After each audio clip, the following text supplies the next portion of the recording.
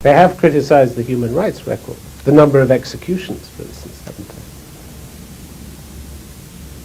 they? They may believe that if you're kind to drug traffickers, you get a better society.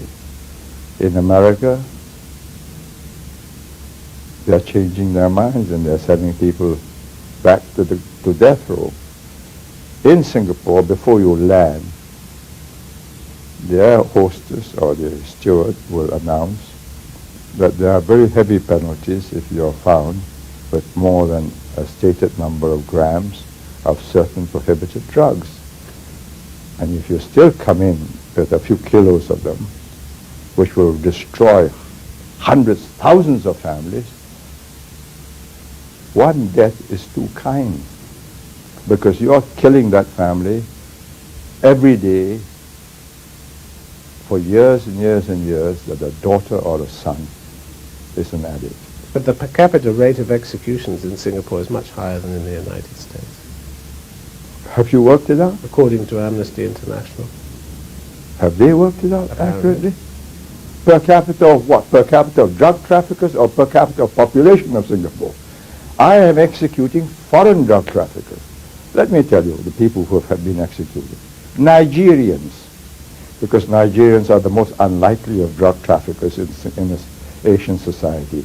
Dutch women traveling with African men. Dutchmen traveling with Chinese women. How do you calculate per capita? Per capita of Dutchmen entering Singapore, or per capita of Singaporeans as against Dutchmen? What's Amnesty talking about?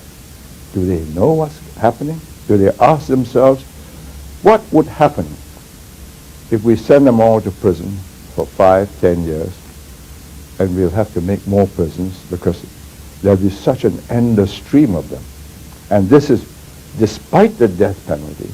The rewards are so enormous that people are willing to risk it. And why not?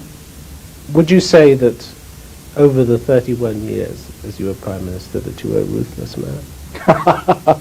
Do I look to you a ruthless man? Here I am being pilloried, excoriated, By who? abused by you. Merely asked questions, I thought. No, but every one of them is barbed and loaded, darts with a bit of arsenic in it. I'd like to think that you were given a chance to answer any question that not was at- put to you, no? Oh, that's what I'm offering myself for, isn't it? But if I were a ruthless man, I would get you into a corner and say, now, let me ask you some questions.